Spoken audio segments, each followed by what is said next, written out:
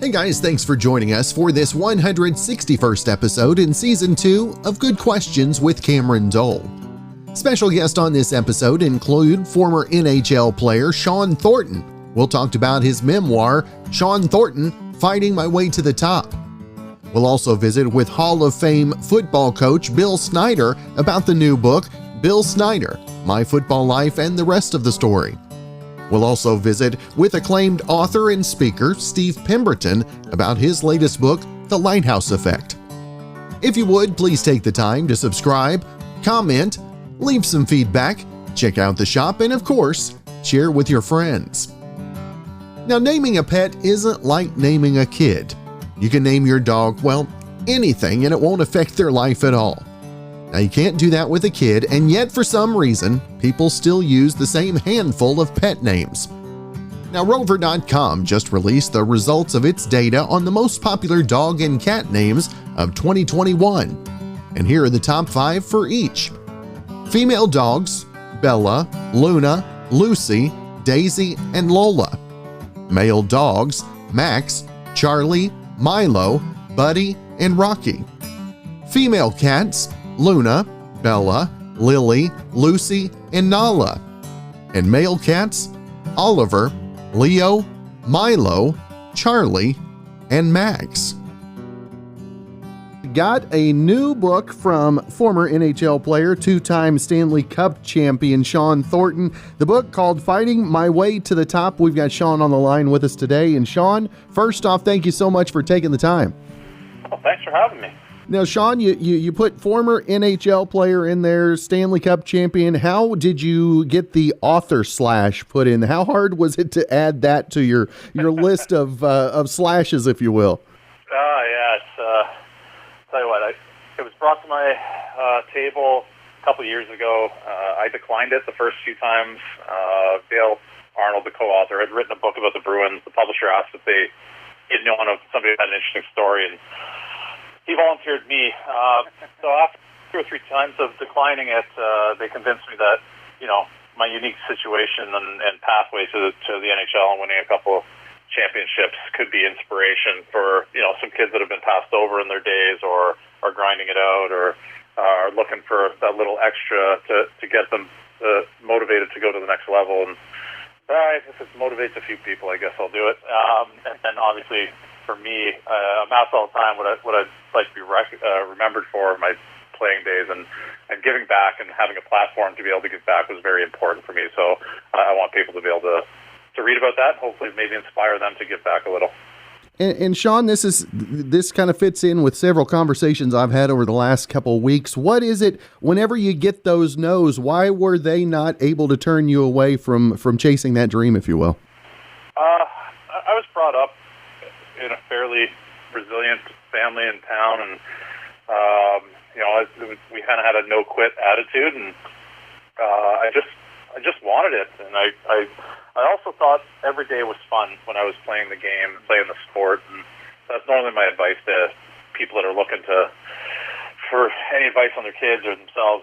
Make it fun. Figure out a way to make it fun, and it's not rocket science. I mean, if it's fun, you'll work harder at it because you're enjoying it. So the sport of hockey was fun to me. Playing a game, being around my teammates was fun, and I enjoyed doing it so much that I figured, if I keep putting my head down and working hard, and I obviously had to make some decisions along the way to navigate me to the next level. But if I keep doing it, I truly believe in myself. I'm going to be able to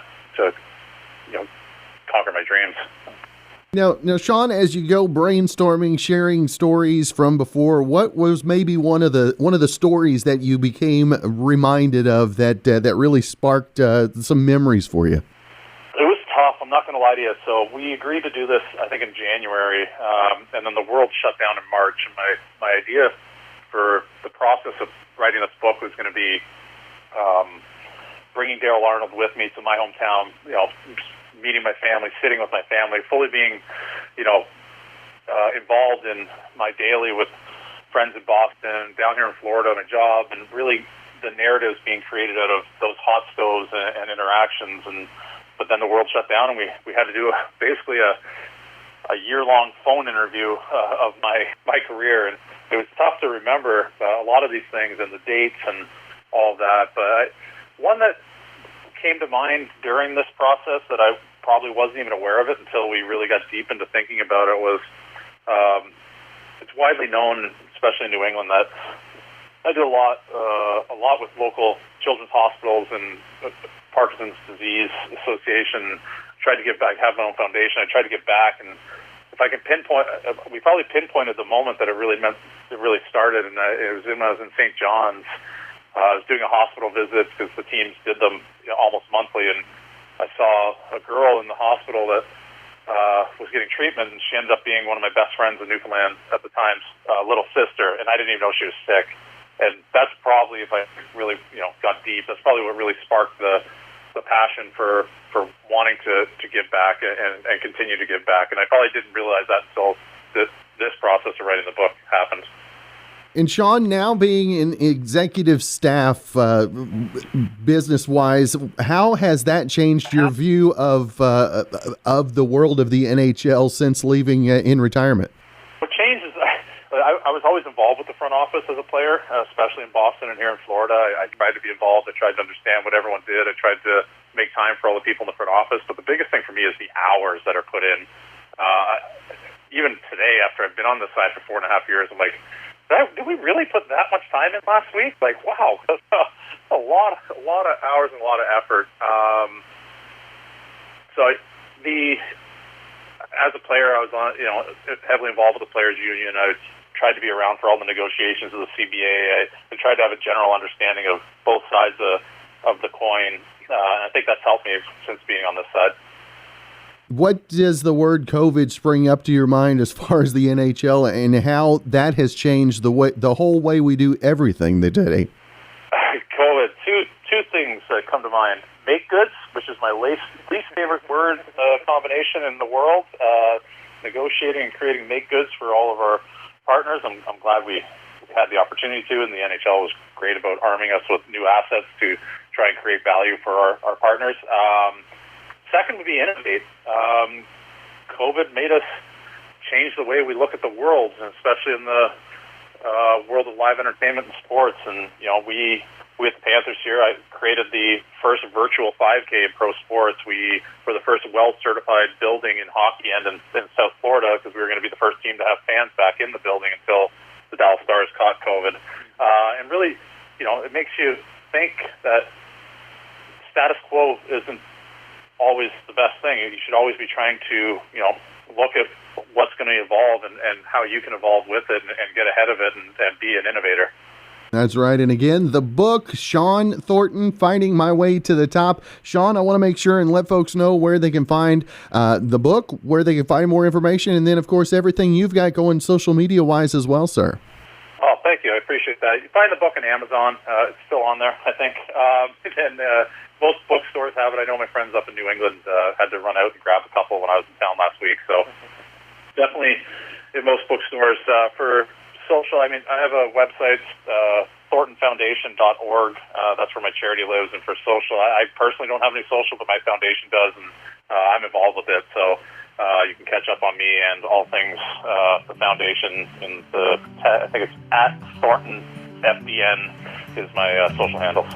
I appreciate that. All right. Well, Shawn, again, thank you so much for your time today, sir. Looking forward to spending some more time with the book, and hope you have a happy holiday season. Thank you. You too. Well, today is National Cocoa Day, and if you're in the mood for hot chocolate, there are a lot of ways to make it, even if you're using a mix. A poll asked people what they mix the hot chocolate powder into, and 41% said dairy milk, 31% said water, 8% said non-dairy milk, like almond, soy, rice, oat, and coconut milk. 2% said other, which is intriguing. 15% of the people surveyed claim they don't make hot chocolate. Now, if you're an overachiever, here are some various hot chocolate hacks that you might want to try. Like, first off, add 2 ounces of espresso plus a sprinkle of sugar and cinnamon. Number 2, using an oven-safe mug, top it with marshmallows and put it under the broiler. Number 3, take the hot chocolate mix and add a half cup of pumpkin puree, 1 teaspoon of vanilla extract, and a quarter cup of white chocolate chips. Number 4, stir your hot chocolate recipe with equal parts warmed eggnog. Number 5, drop a scoop of mint chocolate chip ice cream into a small bowl, then pour hot chocolate over it, along with a whipped cream topping. And number 6, make it spicy with a half teaspoon of ancho chili powder. And if you do this, consider also adding cinnamon, dark brown sugar, and vanilla extract. Honored and privileged to have the chance to visit with Hall of Fame football coach and author as well, Bill Snyder. And first off, Coach Snyder, it's a privilege to visit with you, sir. Well, thank you very much, Cameron. It's my joy to do so. Building up the Kansas State football program and all that went along with that, who brought the idea of the book to you in the first place? Well, basically it was... there was a fellow here that had written a book previously by the name of Scott Fritchen, who was the author, and Scott is is a good young man, and he worked for an organization here that released him from his job, and he was without a job, and he was a good young fellow and a good writer, so I knew at some point in time I'd do a book, so I thought that was an appropriate time to give him, an opportunity to put some bread on the table. And so I contacted him and asked him, and he was, pleased to do so, and that was the beginning. And as you delve in working on an autobiography, Coach, what was the hardest part of the process? Was it remembering things, or was it maybe trying to weed what was going to be in, what was going to be out? Well, maybe a little bit of both, but none of it was very difficult, really. Scott and I would, schedule whenever I had time, and we'd go up and sit in the, suite at the stadium and just talk.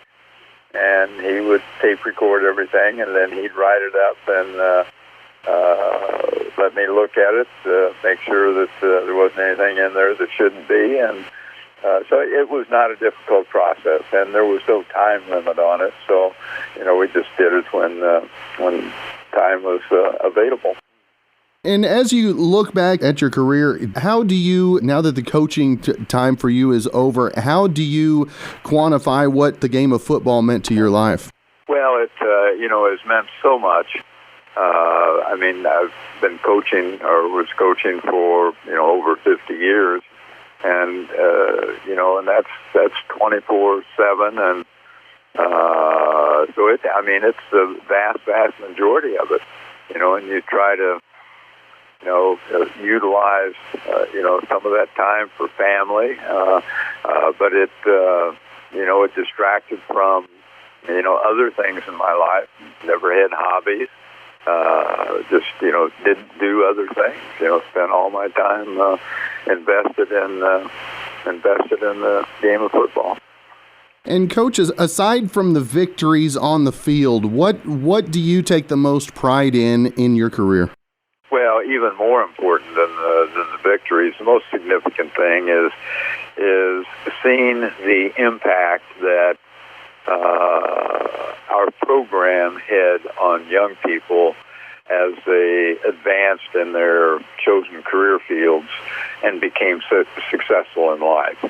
That was the intent of the program, was to define the capacity for young people to become successful in their lives, and for them to be able to do so, was the most significant thing for me. And, I've got a countless number of boxes full of letters and emails, etc., from young people who, suggest, maybe, and virtually all saying the same thing in different ways. I didn't quite get it then, but I certainly do now, and thank you very much, because it's made a difference in my life, and that's the most meaningful thing to me. And how did you keep the excitement or the drive alive through the length of career that you had, coaching-wise, and then overseeing things as well when you stepped away? Well, I didn't oversee, anything. When I stepped away, this is the second time that I've done that. I stayed out of the way. Nobody wants you to, mess around with their program, and it's their program at that time. So I kept my distance. During my time when I did step away, it was difficult. Maybe the first time for perhaps a year, and then I got beyond it, and I was very comfortable. This time it took maybe about 6 months. You have those anxieties, but then after that, I'm perfectly comfortable with it, and have no regrets. The book, Bill Snyder, My Football Life, and the rest of the story. Bill, I want to make sure and let our listeners know if they want to find more information about the book, where to find it, and also everything else you've got going as well, sir. Well, I think Amazon is, you can find it in a lot of bookstores. I couldn't tell you which ones they are, but I'm told that Amazon, you can look it up on Amazon and they deliver it. So it's, you can do it online. And Coach, we talked about your effect and reach on coaches that are coaching now, and I wanted to get your thoughts real quick as a Sooner fan. I've got to ask you what you think about the hiring of one of your own as well, sir. Well, they've had a great deal of success down there, and with coaches over many, many years. But certainly one of the most successful they've ever had was a product of our program, Bob Stoops. And now Brent Venables. And Brent has had an amazing career at, he was with us and then went to Clemson and has had a great deal of success down there. I think he'll do quite well. I think they made a good decision. I have a great deal of respect for Joe Castiglione, the athletic director there, and I know he's going to make good choices. Always has. That's cool. Well, Coach, it has been a true privilege to have the chance to visit with you today, sir. Coach, hope you have a happy holiday and a happy New Year as well, sir. Same to you, Cameron.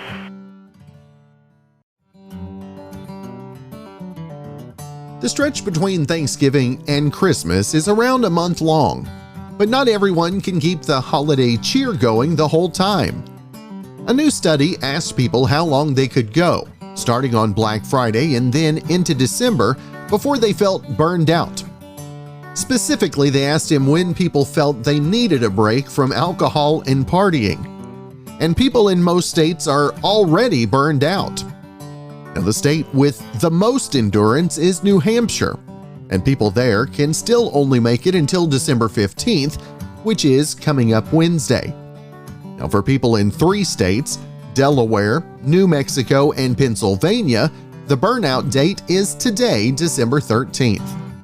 And some states got burned out on holiday cheer well over a week ago. People in Vermont and Montana needed a break by December 3rd, just 7 days into the holidays. Got a new book to talk about, The Lighthouse Effect. We've got author and so many other things we'll include along with that. Steve Pemberton with us today. And first off, Steve, I appreciate you taking the time and excited to talk about this. How about that? Yeah. Thanks for having me, Cameron. I've been looking forward to it. Now tell us where the Lighthouse Effect, just the idea. I mean, where did the idea first come for you? And this has been a whole mission as well. It has been, and it really came from the response to my first book. My children were asking, in essence, where my parents were, and I wound up writing a book to answer that question. I thought it was just a family history. What it wound up becoming really was an invitation for other people to share their stories with me. And I think that's true for any of us, Cameron. I mean, you share your story, and it's an opportunity for people to tell you theirs. And then you find these common threads, these common connections that we have that are a lot different than the ones that I think we're sold all the time. Who you voted for, what's your race, what's your gender. There's like this deeper narrative, I think, that's so much more important for us to convey. And so, so you realize, like, wait a minute, I'm on the receiving end of all these stories. And let me get to thinking about these people. Like, who are the people who I met along my life journey, who I learned something from, and who I think we could all learn something from. And so I wound up writing about these 10 people whose impact out in the world is a lot like the lighthouse, the physical structure that is the lighthouse. And boy, that's been such an honor to be part of their lives, to share their stories, how we connected. And then lastly, I would say I also wanted it very much, Cameron, to be a call to action, to in essence say that each day presents an opportunity for us to be a lighthouse to someone, and also to find one for ourselves. Any single one of us with our life experience, just as we are, can have that kind of effect on someone and be affected by someone in that way. And, we go through the hard times and had some trying times these last couple of weeks. And the other night I was sitting down thinking about, I'd had a rough day, but the problem is I had let it affect the way I treated others. And unfortunately, the way that we deal with the hard times also has a lot to say about us, doesn't it? It sure does. And in many ways, that's the power of the lighthouse, because the lighthouse knows all about hard times. Because the lighthouse, the physical structure that is the lighthouse, exists in a very turbulent world. I mean, the sea is unforgiving.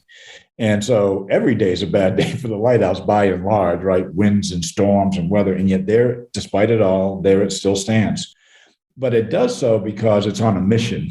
And that mission is you and I. It's quite literally trying to protect our journey. And it does so by saying, well, let me correct your path, or let me show you another path.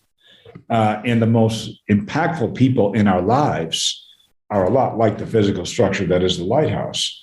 They don't judge you. They don't ask you how you came to be in the storm. They don't blame you for not knowing your way. They see your humanity.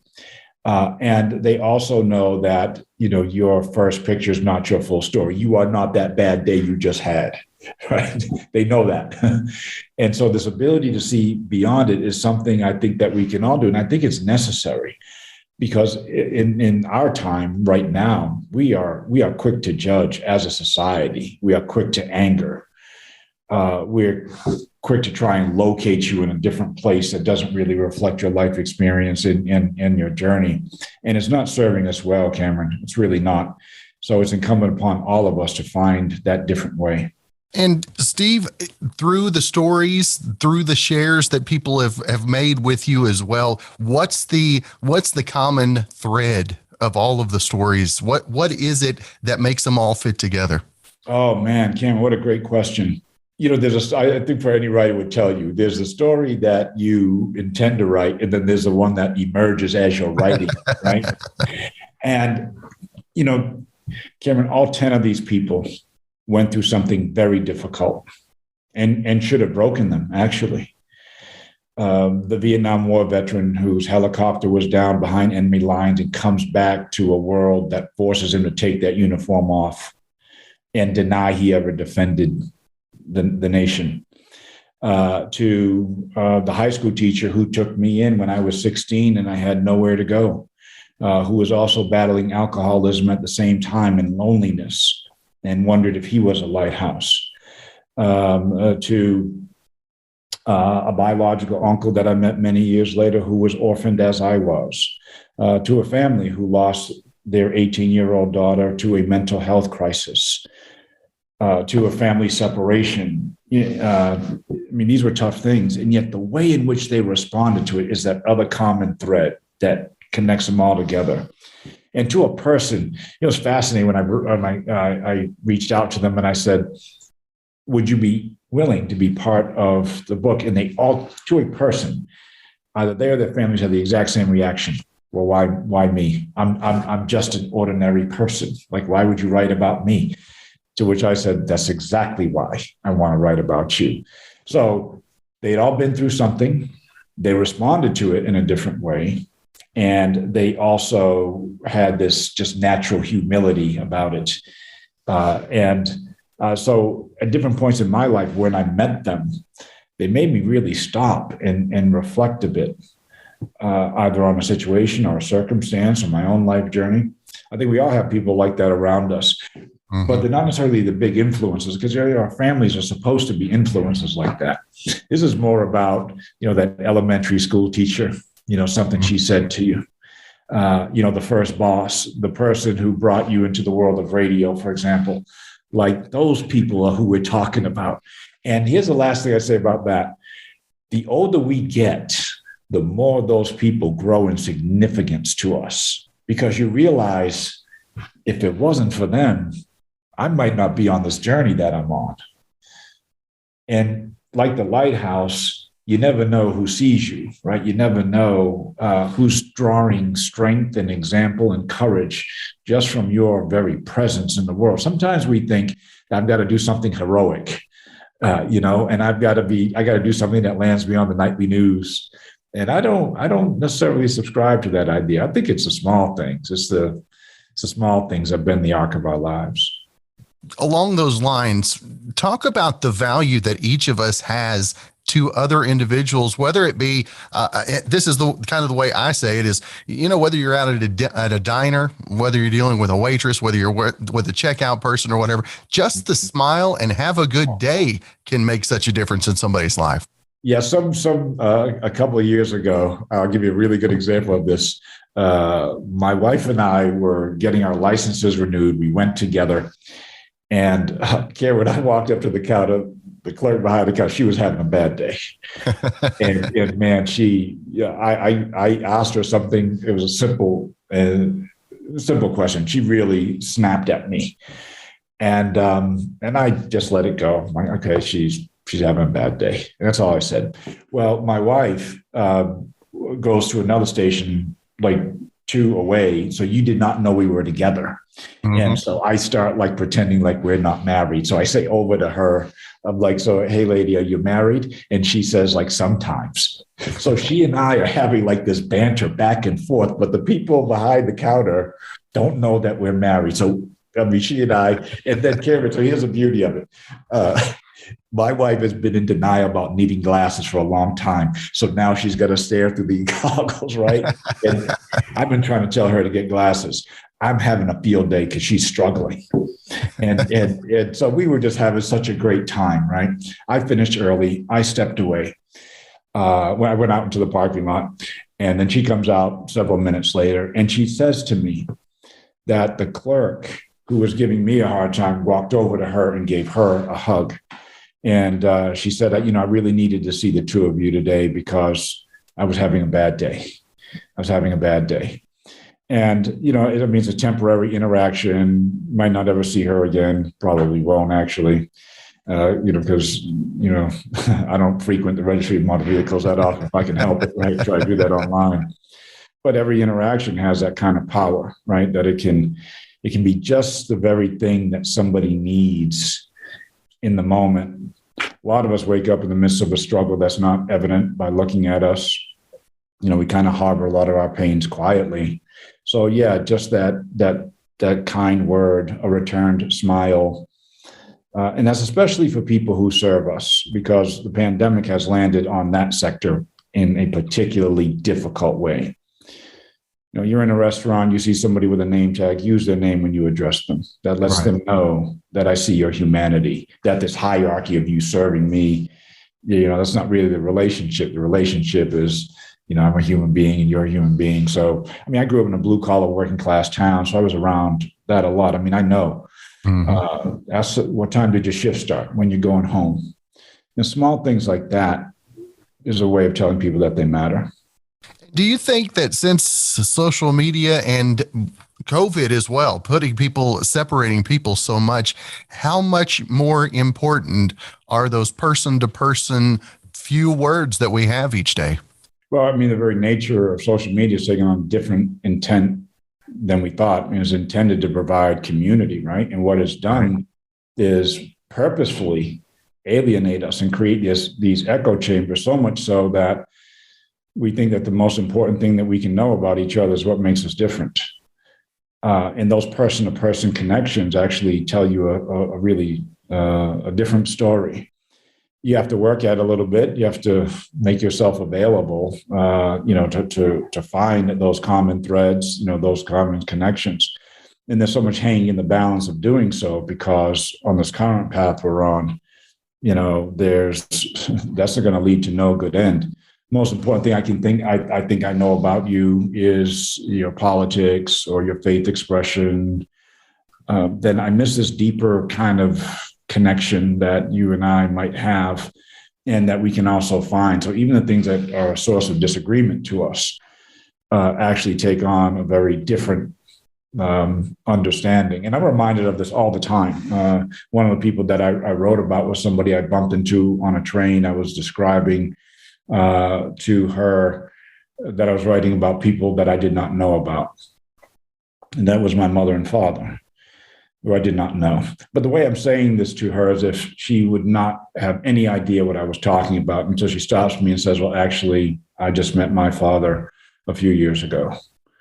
And so in a moment like that, I would have never thought that was the case. And then, the way that she had established a relationship with her father, that was never going to happen for me, but she was doing so in a way that was forgiving and understanding. And at the time that I met her, I really wasn't in that place.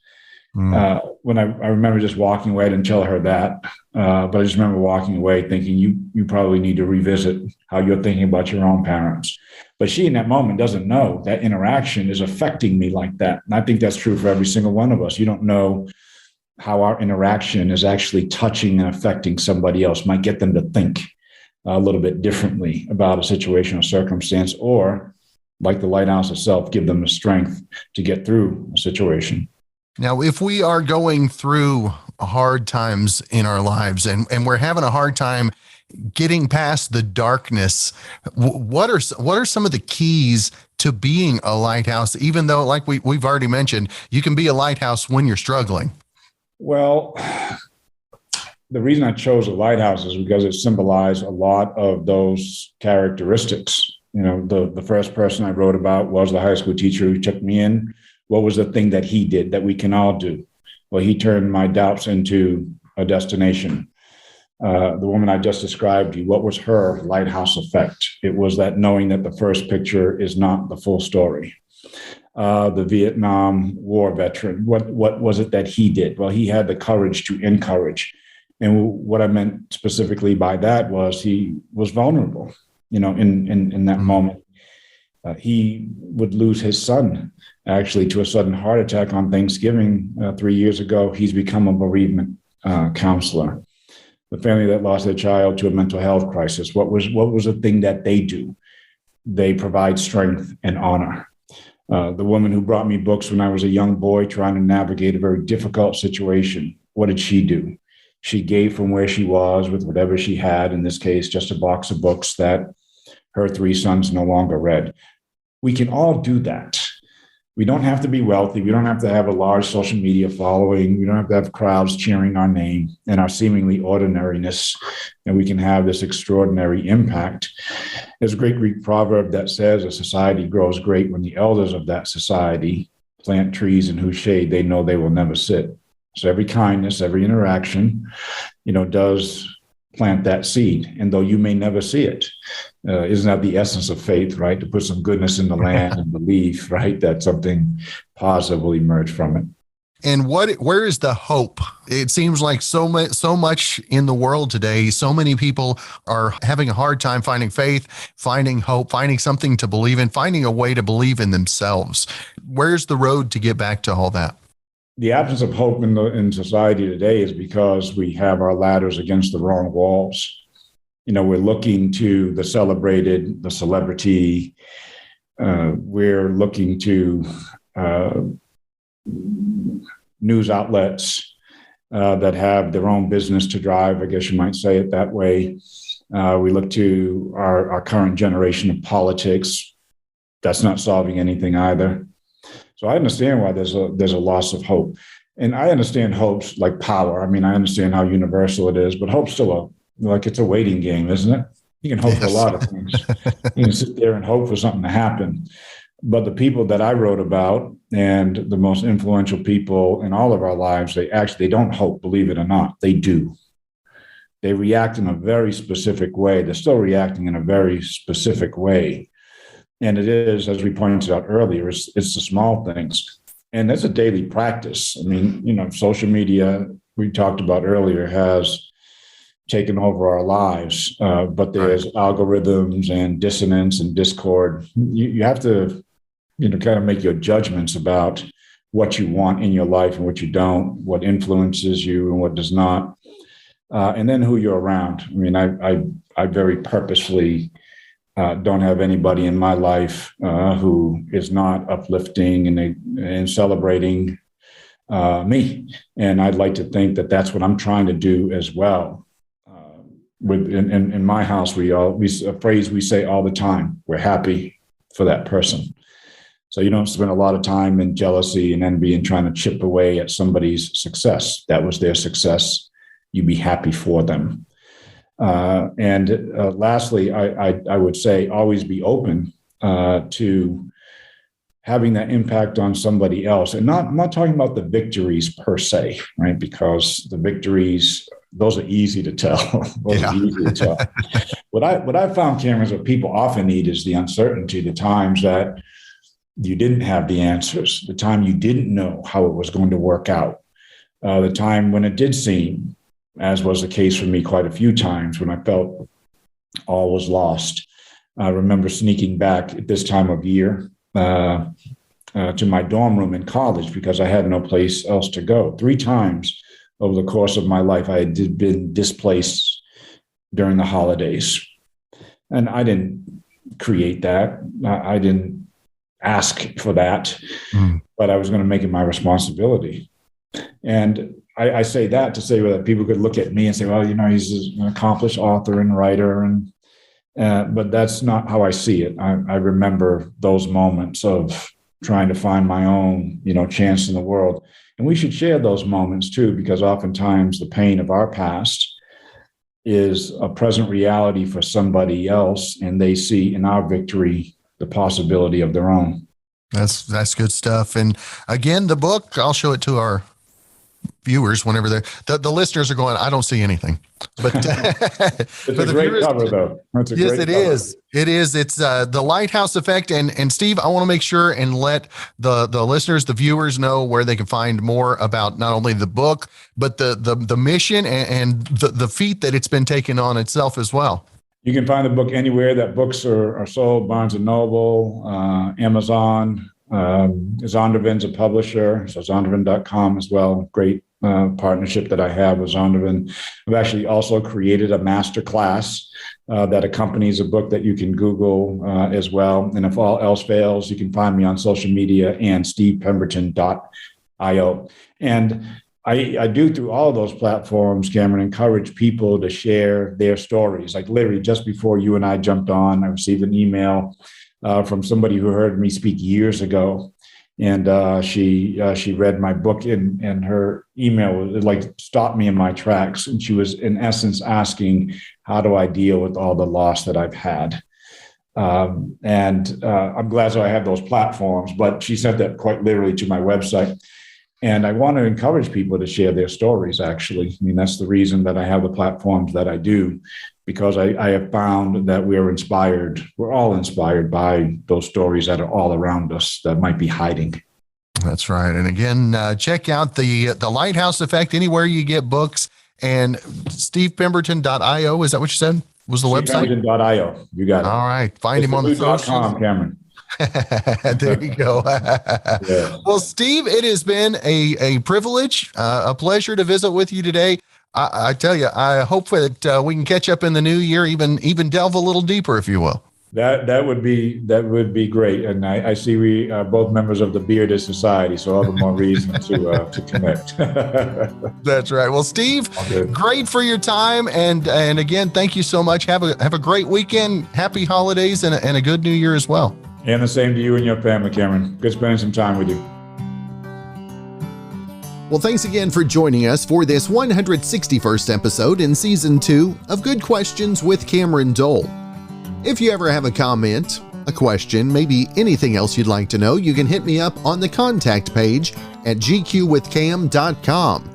You can also find me on the socials, Instagram, Twitter, TikTok, and Facebook at GQWithCam. If you'd like to help out in the funding for this podcast, you can visit our merch store where we've got hoodies, shirts, tumblers, mugs, stickers, and more. That's gqwithcam.com/shop. If you have a special guest idea, you can email me, Cameron@gqwithcam.com. Thanks again to our good friend Brandon Allen for coming up with our theme music. We're going to let him play us out and hope you guys have a great rest of your evening.